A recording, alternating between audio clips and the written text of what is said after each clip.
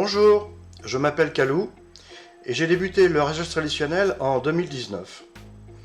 Après 6 mois passés au rasage au DE, qui est cette chose-là, j'ai tenté le rasage au coupe-chou et depuis, c'est devenu mon outil de rasage principal. Je suis devenu un fervent promoteur de cet outil de rasage. Malheureusement, à travers la lecture de multiples posts sur plusieurs forums de coupe-chou, francophones et anglophones, j'ai constaté qu'une raison récurrente d'abandon du rasage au coupe-chou par les nouveaux utilisateurs était due au manque de tranchant ou de douceur de leur lame. Et cela, malgré l'utilisation du cuir et de la pâte verte. Il se trouve que l'un de mes hobbies, c'est l'affûtage. Du coup, pour donner un coup de pouce à la promotion du coupe-chou et aider les nouveaux dans l'apprentissage, j'ai développé pour eux un outil qui redonne du tranchant et de la douceur aux lames. Pour développer cet outil, j'ai pris en compte les spécificités propres au coupe-chou et pris en compte les attentes des débutants qui peuvent se résumer par « Moi, ce qui m'intéresse, c'est le rasage, c'est pas l'affûtage. » Du coup, ce que je veux, c'est un outil efficace, facile à utiliser pour redonner du tranchant et de la douceur à ma lame, qui n'use pas trop vite la lame à force de s'en servir, simple d'entretien, et tout ça à petit prix. J'ai appelé ce système CC Facile, et vous pourrez lire l'histoire de son développement sur le forum Rasage Traditionnel, dans la rubrique Le coupe-chou, et avec l'intitulé Maintenance facile du CC. Je fais cette vidéo pour vous présenter le système CC Facile. Mais avant de vous le présenter en détail, comme il s'adresse à des nouveaux dans le coupe-chou et dans l'affûtage et l'affilage, je vais commencer par une présentation des points importants à connaître sur le tranchant et la douceur d'un coupe-chou. Je continuerai la présentation de CC Facile, puis une démonstration de son utilisation. Selon la durée, je ferai une ou plusieurs vidéos, on verra. Elle présente les points clés sur lesquels je me suis appuyé pour développer CC Facile. Cette présentation sera faite en mode diapo image avec commentaire et elle abordera 4 sujets: la géométrie du coupe-chou, les sensations du rasage tranchant et douceur, l'affûtage et l'affilage. Alors si cela vous intéresse, on continue et on va commencer par le coupe-chou. Voici en coupe une lame de coupe-chou avec le dos, la partie évidée de la lame, et tout au bout, ce qui va nous intéresser, c'est-à-dire le biseau et le fil. Donc le biseau, c'est la partie à l'extrémité de la lame, qui est souvent brillante, car c'est elle qui va faire l'objet de l'affûtage et de l'affilage. On remarque que dans les dimensions, c'est quelque chose qui est assez petit, un biseau, puisque ça mesure 1,2 mm pour une lame de 6/8 qui mesure entre guillemets 20 mm. Le biseau donc est l'extrémité de la lame. Le biseau court tout le long de la lame et au bout du biseau, à son extrémité, il y a ce qu'on appelle le fil ou le tranchant. C'est le fil et le tranchant qui vont procurer la coupe et la douceur sur votre peau au rasage. Si on regarde de plus près, la géométrie du biseau, c'est en fait un triangle avec un angle qui est défini par le design du coupe-chou et qui permet d'avoir à son extrémité un fil extrêmement pointu et donc tranchant. L'épaisseur d'un fil, ici, donc cette épaisseur-là, qui permet d'avoir un bon rasage, donc un bon tranchant et une bonne douceur, c'est quelque chose qui mesure entre 0,5 et 0,1 micromètre. Donc c'est extrêmement petit et malgré la solidité d'un acier en carbone, c'est quelque chose qui est très fragile. Et c'est peut-être une raison qui fait que quand on débute au coupe-chou, entre mauvaise manipulation et technique de rasage un peu balbutiante, il peut souvent arriver qu'on malmène le fil et qu'il perde son tranchant et sa douceur. Le fil, lui, donc, parcourt également tout le long de la lame. Et donc, à travers des dimensions aussi petites, qui sont le biseau d'1,2 mm, un fil de 0,5 micromètre, tout le long de la lame du coupe-chou qui mesure entre 6,5 et 7,5 cm, on voit que la notion de géométrie et de rigueur géométrique dans la lame est quelque chose qui sera très importante pour une bonne coupe et une bonne douceur. Cet angle d'affûtage qui se répercute sur le biseau doit être la même tout le long de la lame pour avoir un tranchant de qualité constante sur toute la lame. À partir de ces informations qui sont des formes géométriques et des dimensions extrêmement petites, on comprend que cette géométrie doit être testée. Et pour cela, il y a deux tests. Il y en a plusieurs, mais je vous en présente au moins deux. Il y a deux principaux. Le premier vise à vérifier que le fil, le biseau, va bien être en contact de la pierre tout le long de la lame. C'est ce qu'on appelle le test du marqueur. Ça consiste à mettre un coup de marqueur sur le biseau, de passer la lame sur une pierre abrasive, faire des petits allers-retours de quelques millimètres, et de vérifier si tout le biseau, durant toute la lame, est bien en contact avec la pierre, et de vérifier également que la partie du marqueur qui est enlevée par ce contact se trouve bien tout au bout du biseau, c'est-à-dire le fil. Donc là, on voit l'épaisseur du biseau. Sur ma lame, j'ai bien effectivement le marqueur qui est enlevé sur la partie extrémité du biseau, donc le fil. Donc là, je sais que ma pierre abrasive va pouvoir affûter et affiler tout le long de la lame, donc me permettre d'avoir un travail constant tout du long. Un autre test de la géométrie de la lame est à réaliser. Lui concerne plutôt la stabilité de la lame sur la pierre durant le travail. À travers les différents allers-retours de la lame sur la pierre, pour l'affûtage et l'affilage, il va falloir vérifier que ce travail soit bien constant. Pour cela, on va vérifier la stabilité de la lame quand elle sera posée sur la pierre. C'est ce qu'on appelle le test du TikTok. Vous pourrez trouver ça sur Internet. Il y a plusieurs sites de youtubeurs de coupe-chou qui présentent ce type de test. Donc, en conclusion, concernant la dimension et la géométrie de la lame, on pourrait dire qu'il y a 4 facteurs à prendre en compte durant l'affûtage et l'affilage. 3 vont concerner le tranchant, la droiture tout le long de la lame, notamment à travers le test du marqueur, le même angle d'affûtage tout au long du biseau, notamment à travers le test de la stabilité. Il va falloir également travailler la notion de finesse du fil, à travers l'affûtage. On verra également qu'il y a une partie de rugosité qui va intervenir dans la notion de tranchant. Et la partie douceur qui sera donc à travailler sur la partie de la rugosité du fil. Donc une notion de précision et de douceur qui sera permise à travers la bonne géométrie et un travail constant de la pierre sur le fil. Quand on demande à quelqu'un ce qu'il attend de sa lame de rasoir, il en attend du tranchant et de la douceur. Donc on se dit, c'est simple, tout le monde veut la même chose, donc la même lame pour tout le monde. Et on se rend compte que déjà dans le monde du DE, donc des lames jetables, c'est pas comme ça que ça se passe en fait. Il existe plusieurs marques et on constate à travers les posts sur les forums que chacun va avoir sa lame de prédilection en fonction de sa peau, de son poil, de son rasoir, et qu'il n'y a pas de lame universelle. Et pourtant, ce sont des lames, elles servent toutes les deux à avoir du tranchant et à avoir de la douceur. Dans le monde du coupe-chou, il va se produire la même chose. On aura des coupe-choux qui vont donner des sensations de rasage différentes de la même manière que des rasoirs DE peuvent avoir des coupes et des sensations de rasage différentes. Et bien là, dans le DE, nous avons différents types de lames qui produisent différents types de tranchants, différents types de douceur. Et dans le rasoir au coupe-chou, il se produit la même chose. Sauf que dans le coupe-chou, le facteur tranchant et douceur va pouvoir être travaillé à travers l'affûtage et l'affilage. Donc je vous propose de regarder maintenant un peu comment ça se réalise. Donc la sensation de rasage, elle est due effectivement donc, à la lame, mais pas que. Il y a la préparation de la peau, les techniques de rasage. Je mets ça de côté, ce n'est pas l'objet de la vidéo. Concernant le tranchant et la douceur, à gauche, vous avez la notion de tranchant, donc de coupe, qui est réalisée à travers la finesse du fil sur le poil, qui va permettre de couper le poil. Donc plus il est épais, moins il coupe, et plus il est fin, plus il va couper sans effort.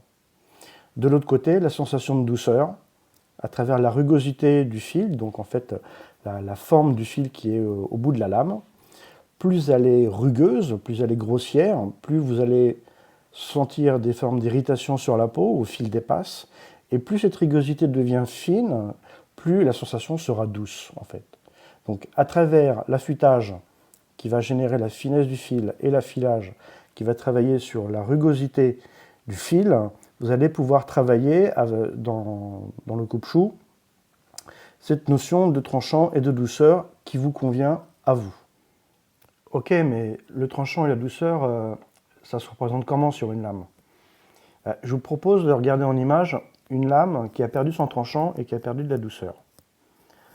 Ça ressemble à peu près à ça. Donc c'est une image que j'ai prise sur internet, mais qui montre bien en fait la perte de tranchant et la perte de douceur. Donc on a d'un côté un fil qui est encore rasable. Alors à quoi on le voit? Et qu'il est à peu près droit. Hein. Alors qu'ici on sent que il a perdu de son tranchant. Et la manière dont une lame perd son tranchant, le plus souvent sur des lames en acier dur, c'est pas un émoussage, c'est-à-dire c'est pas quelque chose qui vient devenir rond, c'est plutôt une perte du fil. Le fil est cassé en fait. Ce sont des micro-brisures du fil qui font que le tranchant est perdu. Et on constate la notion de douceur à travers la rugosité qu'on retrouve ici, qui est beaucoup plus élevée que la rugosité que l'on trouve ici. Donc, le perte de tranchant, c'est un fil qui n'est plus droit, qui n'est plus fin.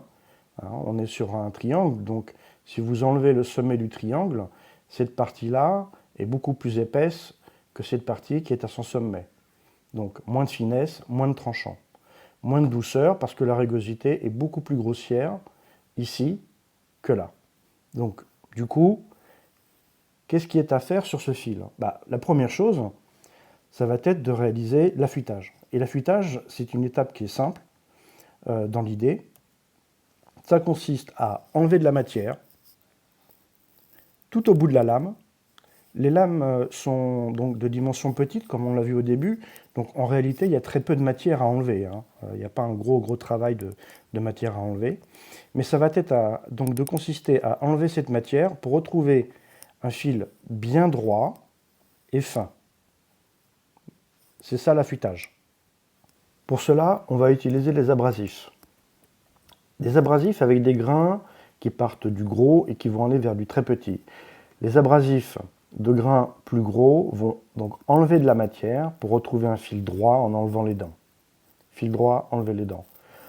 En montant plus haut dans les abrasifs, cela va permettre d'affiner de plus en plus finement le fil. Cet ensemble d'actions, le fait de monter avec des abrasifs du plus gros au plus fin, pour arriver à un fil bien droit et fin, s'appelle une progression. À la fin de la progression, la finesse du fil sera bien évidemment déterminée par le grain le plus fin que vous aurez utilisé.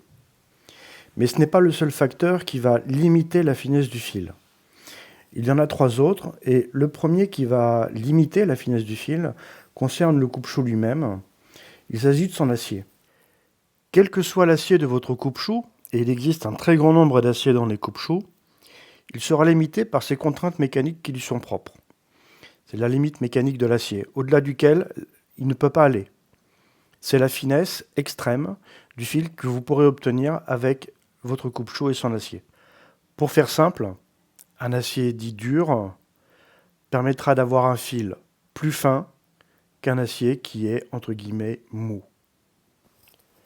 J'ai représenté sur cette image la différence de comportement entre 2 aciers pour la même personne. On constate que la qualité d'acier a un impact sur la finesse maximum du fil de votre rasoir. Là encore, quel que soit l'acier, plus on demande de finesse à l'acier, plus le fil devient fragile et donc sera sensible à l'usure. On peut constater que pour le même niveau de tranchant, en fonction de l'acier, la capacité de votre acier à garder le fil au fil de vos rasages ne sera pas le même. Un acier plus dur va résister plus longtemps à l'usure, alors qu'un acier mou, lui, va s'user plus rapidement. Un autre facteur qui limite la finesse du fil est le principe de fonctionnement de votre système d'affûtage.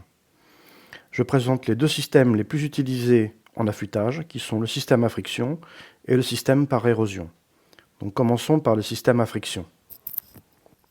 Le système à friction est le système d'affûtage le plus utilisé et de très loin. Quelle que soit la manière dont il est utilisé, sous forme de papier abrasif, de bande abrasive, de meule, de disque abrasif ou de pierre abrasif, son fonctionnement est toujours le même. J'ai repris ici l'exemple d'une pierre abrasive. Cette pierre est constituée de deux choses. Des particules abrasives d'une certaine taille, c'est ce qui va définir le grit de la pierre, et du liant. C'est une forme de colle qui va permettre à la pierre d'avoir une forme et une dureté bien définie. Le fonctionnement est le suivant. La lame est posée sur la pierre, poussée en avant, le fil en première ligne. Les particules abrasives vont littéralement arracher des filets de métal tout le long du biseau, du fil jusqu'au bout du biseau. Plus la particule d'abrasif sera grosse, plus le sillon sera large, et plus la pression de la lame sur la pierre sera élevée, plus le sillon sera profond. Sur un système à friction, le fil étant l'extrémité du biseau, c'est un peu le pare-choc du biseau, tout ce que le fil va rencontrer durant son passage sur la pierre abrasive, il va se le prendre en pleine tête. Et c'est ce phénomène qui va limiter sa finesse. Plus on monte en grit, plus le fil devient fin et plus il devient fragile, et donc sensible à ce phénomène. Plus on monte en grit, donc avec des particules abrasives de plus en plus fines, plus la qualité, la nature du liant devient importante. Quand une pierre monte en grit, donc avec des particules de plus en plus fines, sa colle est de plus en plus dure pour garder la structure solide de la pierre. Et donc, la moindre imperfection de surface liée à la nature de cette colle, donc au solide, va se répercuter sur le fil au passage sur la pierre. Donc, sur le système à friction, ce qui va limiter la finesse du fil, c'est dans un premier temps, donc en bas de la progression, la taille des particules abrasives, ce qui en soi ne sera pas vraiment un problème, puisqu'en montant en grit, donc en changeant de pierre, on va réussir à diminuer la taille du fil.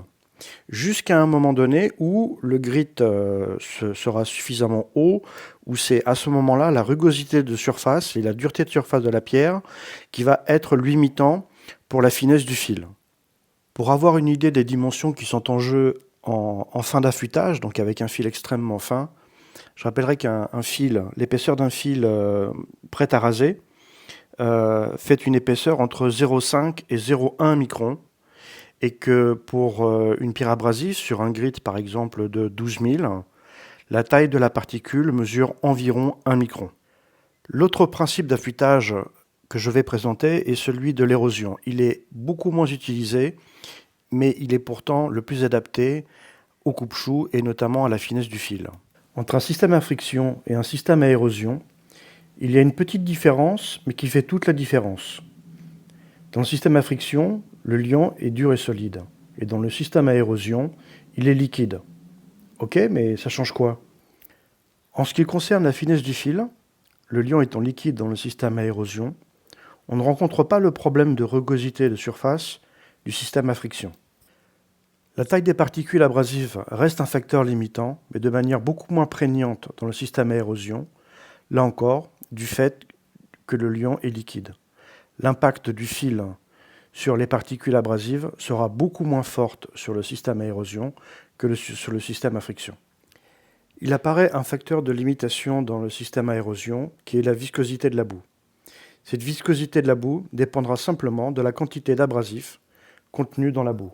En ce qui concerne l'affûtage lui-même, c'est-à-dire la capacité à enlever de la matière, les deux systèmes fonctionnent de manière très différente. Le système à friction enlève de la matière en faisant des sillons le long du biseau. Le système à érosion enlève de la matière par impact des particules en mouvement sur l'acier. Cela se traduit par des petits points sur le biseau, plus ou moins gros en fonction de la taille des particules. À grit équivalent, les particules de métal enlevées par le système à érosion sont beaucoup plus petites, mais également beaucoup plus nombreuses que le système à friction. On constate que le travail sur l'acier est plus homogène avec le système à érosion, du fait que toute la surface du biseau est en contact avec la boue, alors que sur le système à friction, cela dépendra de la répartition homogène ou pas des particules dans le liant. Si on met de côté le nombre de passes réalisées de la lame sur le système, Et indépendamment de la taille des particules, on peut remarquer que l'accélérateur du système à friction sera la pression qu'on exercera sur la pierre, alors que l'accélérateur dans le système à érosion sera piloté plutôt par le nombre de particules qui sera contenu dans la boue, donc sa viscosité. Globalement, le système à érosion est plus lent que le système à friction. Le troisième facteur limitant la finesse du fil vient de la capacité du système d'affûtage à préserver la géométrie de la lame et à travailler de façon uniforme sur toute la surface du biseau. Le sujet de la géométrie est particulièrement important dans le coupe-chou, du fait de la finesse du fil nécessaire tout le long de la lame. Concernant la capacité à maintenir la bonne géométrie du biseau et de son angle d'affûtage, surtout à son extrémité, c'est-à-dire le fil, la différence entre les deux systèmes est également significative. Une pierre abrasive relâche de la matière durant son utilisation. Au début, cela va impacter la rugosité de surface, mais rapidement, cela va impacter la planéité de la pierre. Si on rajoute à cela le phénomène d'une mauvaise gestion de pression de la lame sur la pierre, cela peut compromettre la planéité de la pierre et la géométrie du fil. Ces pierres ont besoin d'un surfaçage régulier et d'un contrôle avant de les utiliser avec un coupe-chou. La planéité d'un système à érosion peut être compromise par deux phénomènes. Le premier intervient quand on va générer de la boue en frottant une pierre abrasive sur la base. On retrouve alors les effets d'un système à friction. Le deuxième phénomène arrive durant l'affûtage. Les particules abrasives vont également produire leur effet sur la base. Cet effet sera plus ou moins rapide en fonction de la dureté de la base. En conclusion, les deux systèmes présentent des caractéristiques différentes qui font que le système à friction sera plus pertinent pour les travaux de restauration de la lame et pour faire un recadrage de la géométrie. Il sera également pertinent dans les premières étapes de la progression qui amèneront à avoir un fil bien droit et sans trou. Pour la suite de la progression qui consiste à affiner le fil, plus on montera dans les grittes et plus le système à érosion sera pertinent pour obtenir un fil d'une épaisseur de 0,1 micron, mais également pour faciliter le travail de l'affilage. Maintenant que nous avons fait le tour des points importants concernant l'affûtage, passons à l'affilage. L'étape de l'affilage est spécifique au coupe-chou. Son objectif est au minima d'adoucir la rugosité du fil pour ne pas avoir de chauffe ou d'irritation pendant et après le rasage. La préparation de la peau au rasage et la technique de rasage par un bon angle de rasage vont déjà contribuer à cet objectif. Voici en image un exemple du résultat d'un affilage. Ces images ont été prises sur le web et permettent de mieux comprendre le travail à faire. L'image à gauche est un fil qui a fini la progression d'affûtage sur une pierre abrasive d'un grid de 16K. L'image à droite représente un fil après le travail d'affilage. On peut remarquer, à travers les échelles des deux images, que le fil est bien tranchant. Il est en dessous des 0,5 micromètres. On remarque également la différence de rugosité entre en sortie de pierre, d'affûtage, et à la fin de l'affilage. Alors que l'affûtage enlève de la matière au biseau pour obtenir un fil très fin, l'affilage doit enlever de la matière à l'extrémité du fil sans en compromettre sa finesse. On utilisera pour cela des systèmes abrasifs très fins et très doux dans leur action. Voici les différentes solutions pour affiler, classées par puissance d'action sur le fil. Nous avons à gauche la sensation au rasage par rapport à la rugosité du fil, la rugosité du fil, ainsi que les différentes solutions pour affiler. On peut voir qu'il existe différentes solutions permettant de travailler les rugosités de plus en plus finement du bas vers le haut. De la même manière que la progression est l'ensemble des actions d'affûtage, la finition est l'ensemble des actions d'affilage permettant d'arriver à un fil doux au rasage. De la même manière que pour le rasage au DE ou au coupe-chou, il n'y a pas de tranchant universel pour tout le monde, il n'y a pas de formule universelle pour tout le monde concernant la douceur. Pour certains, un simple passage au cuir en sortie d'affûtage pourra leur convenir, alors que pour d'autres, un travail plus poussé sera nécessaire pour obtenir un rasage sans irritation ni chauffe après le rasage. Pour cela, différents types de solutions permettent seuls ou en complément de travailler plusieurs niveaux de rugosité. Personnellement, je classerai ces solutions en deux catégories, selon leur mode de fonctionnement et donc de leur effet sur le fil et le biseau. Bien que ces deux catégories permettent d'obtenir les mêmes degrés de rugosité sur le fil, et donc un rasage sans irritation ni chauffe après le rasage, il est utile de comprendre leur fonctionnement et l'ensemble de leurs effets afin de mieux choisir l'outil en fonction de votre objectif. La première catégorie est en bleu. Il s'agit des solutions avec des pierres. L'autre catégorie est la solution avec les cuirs. Ce qui distingue ces deux catégories n'est pas fondamentalement la pierre ou le cuir, mais le geste d'affilage qui sera utilisé avec ces deux solutions. Voici donc les deux gestes utilisés pour ces deux systèmes. Sur un système à pierre, on va pousser le fil. Et donc le travail sur la rugosité se fera par le devant, en sculptant le fil et la partie frontale. Sur la partie cuir, on va tirer le fil, comme on strope sur un cuir, et le travail se fera plutôt par le côté, en convexifiant légèrement le fil. Bon, d'accord, ok, il y en a un qui sculpte, l'autre qui le convexifie, mais du coup, ça change quoi? Cela va changer les caractéristiques de coupe, c'est-à-dire la manière dont la lame va couper le poil. Les caractéristiques de coupe? Mais qu'est-ce que c'est encore que ce truc? En fait, c'est assez simple. Le phénomène physique et mécanique utilisé pour couper un poil est exactement le même que pour couper un arbre. C'est juste une question de dimension. À gauche, nous avons un poil avec les écailles qui représentent chez un arbre la rugosité de surface et l'écorce. C'est plus dur que l'intérieur. Avec un arbre, les outils de coupe manuels sont la hache et la scie. On sait tous que la hache et la scie, qui sont faites pour couper des arbres, le font d'une manière très différente. Eh bien, dans le rasage, ce sont les deux mécanismes qui sont utilisés. Associer ces deux principes de coupe permet d'obtenir des outils extrêmement efficaces. Je vous ai présenté ici deux exemples d'objets qui permettent à la fois d'avoir une action du type hache et du type scie. Concernant le rasage, j'ai représenté ici une image d'une lame de sécurité où on voit qu'il y a à la fois le profil de la hache et les dents qui sont les caractéristiques de la scie. Pour bénéficier de l'efficacité cumulée des deux systèmes, la hache et la scie, il faut comprendre l'efficacité de chacun des systèmes pour qu'au moment de l'affilage, vous puissiez, vous, structurer et cumuler ces deux efficacités. Commençons par la hache. L'efficacité de la hache repose sur deux caractéristiques. Le premier concerne la finesse du fil, donc à l'extrémité de la lame, qui va permettre de pénétrer le bois. On a déjà vu ce facteur dans la partie affûtage. Le deuxième facteur concerne l'angle, que l'on conserve ici, l'angle du biseau de la hache. Cet angle est défini par le coupe-chou, par l'angle d'affûtage du coupe-chou. Plus l'angle sera grand, plus il sera difficile à la lame pour traverser le bois et donc le trancher. Plus l'angle sera petit, plus il sera facile et demandera moins d'énergie pour traverser et trancher le bois. Concernant la scie, il y a deux facteurs. Le premier est l'épaisseur de la lame. Plus l'épaisseur est importante, plus elle demandera de l'énergie pour traverser le bois. Plus elle est petite, moins d'énergie sera nécessaire pour traverser le bois. Ça reprend la finesse de la lame que l'on a vue en affûtage. Le deuxième facteur concerne les dents.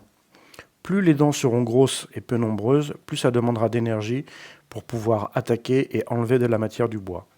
Plus les dents seront petites et nombreuses, moins ça demandera d'énergie pour pouvoir pénétrer et travailler le bois. Plein de petites dents pour avoir le maximum d'efficacité de coupe convient parfaitement avec le besoin de douceur. Plus de dents sur le fil veut dire des dents plus petites, et des dents plus petites veut dire également plus de douceur. Maintenant que nous avons les facteurs d'efficacité de la scie et de la hache, qui sont la finesse du fil pour les deux, l'angle d'affûtage pour la hache et plein de petites dents pour la scie, nous pouvons répondre à la question « Qu'est-ce que ça change ?» Pour ce qui est de la catégorie du geste, on pousse le fil sur une pierre dure. Le travail de l'affilage se fera par le devant. Par l'utilisation de particules abrasives de plus en plus fines, la rugosité du fil sera modifiée en diminuant la taille des dents pour apporter de la douceur et en augmentant leur nombre sur le fil pour bénéficier de l'efficacité de l'effet de la scie. Concernant l'angle d'affûtage, il ne changera pas. Pour ce qui est de la catégorie du geste, on tire le fil sur du cuir avec des pâtes abrasives. Le travail se fera par les côtés, donc par le biseau. Plus l'abrasif utilisé sera puissant avec de grosses particules, plus son effet sur le fil sera important. L'effet de la pâte va permettre de diminuer la taille des dents pour apporter de la douceur, mais cela ne va pas en augmenter leur nombre pour bénéficier de l'effet de scie. On constate même que cela peut complètement les effacer. En ce qui concerne l'angle d'affûtage, en agissant par le biseau, la pâte va enlever de la matière au fil en générant une convexification et donc une augmentation de l'angle d'affûtage. On comprend qu'à travers une mauvaise utilisation de la pâte, on peut certes apporter plus de douceur en diminuant la taille des dents, mais en perdant l'efficacité de l'effet de scie et en perdant l'efficacité de l'effet de la hache. C'est pour cette raison que j'ai placé des couleurs différentes, donc rouge, orange ou verte, selon les pâtes abrasives à utiliser en affilage. En conclusion sur l'affilage, c'est dans cette étape que l'on va donner de la douceur au fil, mais également lui donner les caractéristiques de tranchant. Selon votre technique de rasage, la sensation de coupe que vous recherchez, l'acier de votre coupe-chou, vous pourrez par l'utilisation de plusieurs outils jouer sur les caractéristiques scie ou hache afin d'obtenir un rasage personnalisé qui vous convient. Cette longue vidéo touche à sa fin et en conclusion, je vous propose de résumer les caractéristiques idéales d'un système de maintenance de coupe-chou pour affûter et affiler la lame. Elles sont au nombre de 4. La première va concerner le maintien de la géométrie de la lame, du biseau, de son angle d'affûtage et la droiture du fil. La deuxième caractéristique va concerner effectivement la capacité à obtenir un fil très fin. La troisième concernera la rugosité pour à la fois la douceur au rasage et également travailler les caractéristiques de coupe. La dernière permettra simplement d'avoir un rasage plus personnalité en permettant de jouer facilement sur les deux caractéristiques qui sont la finesse, la rugosité, les caractéristiques de coupe. J'espère que cette vidéo vous a apporté des informations claires et utiles pour vous permettre de comprendre, choisir et maîtriser le rafraîchissement de votre lame et ainsi progresser plus rapidement dans l'apprentissage du rasage au coupe-chou. Je vous souhaite une bonne journée et un bon rasage au coupe-chou.